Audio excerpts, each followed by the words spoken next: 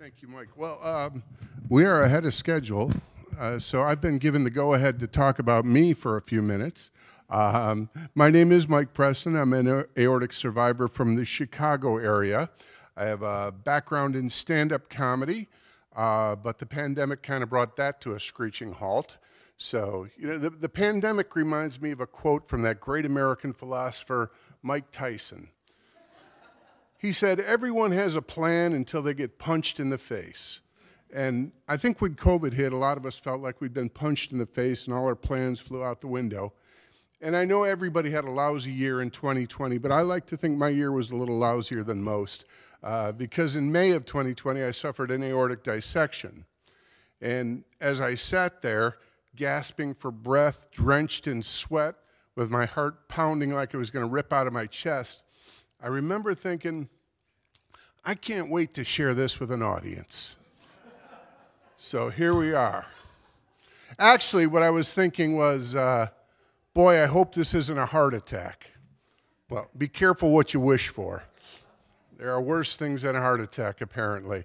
So as I was sitting there, I started running down the classic symptoms of a heart attack in my head, the tightness in the chest, and I'm like, no, there's no tightness in my chest. It feels like there's a machine gun going off in there, but it would not call it tight, and so that's good.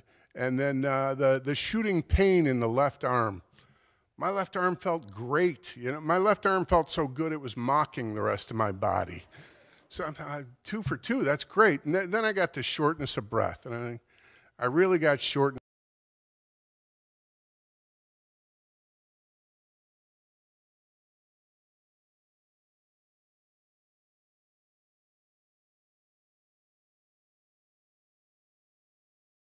Not. I'm a last responder. If you're having a medical emergency, don't call me because I'll try and help and then you're really screwed. So I called the paramedics and within minutes they took me straight to the hospital and my future just got a whole lot brighter because they put me on Dilaudid.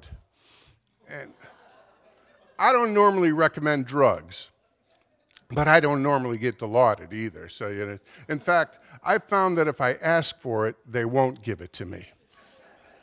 Dilaudid is just kind of like love. It only shows up when you're not looking. So they had me all whacked out, and the medical team came in and explained how serious my condition was and what they were going to have to do to me. And when they got done, because I was whacked out, I gave them my theories about what it was. And see, I thought it all stemmed from an abscessed tooth I used to have years ago, and I thought they should do certain things. And they were very polite about it. Nobody told me to shut up or anything. They just waited till I got done, and one of the doctors said, well, that's a good theory, but, we got these CAT scans and all these expensive machines, so we're probably just going to do it our way. Whatever. You try and help people. So they operated on me for 12 hours, and because I wasn't awake to assist, it was successful. And then I was on a ventilator for 5 days, and they woke me up, and I could wiggle my toes. So, and I spent 2 weeks in that hospital, then another 2 weeks in physical rehab. And all the doctors and nurses' aides and therapists, everybody was great. Just an army of angels that put me all back together and saved my life. Everybody, although I have to say, between the masks and the accents, some of them were a little more difficult to understand than others. I was talking with one doctor one day, and I thought she was asking me about being a comedian, and she wanted to know if I did it in clinics or hospitals. I'm like, no, nightclubs and bars and things like that.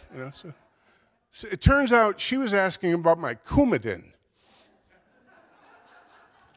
So now she thinks I get blood thinners in nightclubs and bars, and I don't. I've gotten a lot of drugs in nightclubs and bars, but never blood thinners. So she was great, and they put me on physical rehab. When I got out of that, they sent me into cardiac rehab, which is something I continue to this day with and I never thought I would be the kind of person who enjoys going to the gym, and I was right. I don't enjoy going to the gym. But when the therapist says stuff like, well, how badly do you want to live? Okay, I'll go to the gym.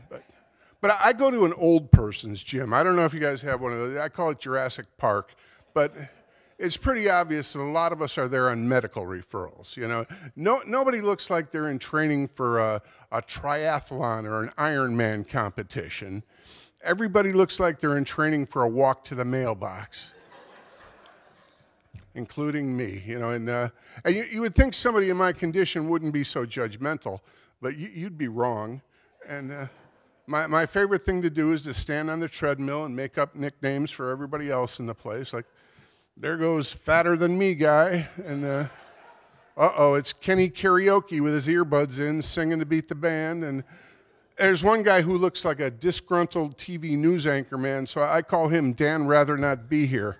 And going to a gym during a pandemic is an experience in itself, because you walk in the locker room, and the first thing you see is a big sign that says, everyone must wear a mask at all times regardless of vaccination status.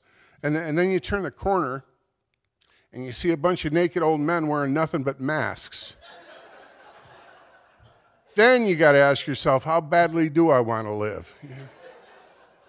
But no, I just want to say I really am glad, you know, with the pandemic on the decline, I thought this would be a good time to get away, escape the Chicago winter, go someplace nice and warm, you know, like Minneapolis in February, and I am glad to be here.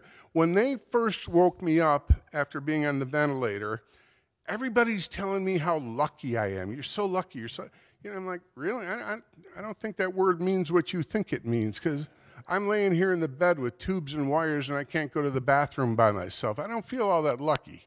I felt a lot luckier when I was sitting at home watching Netflix.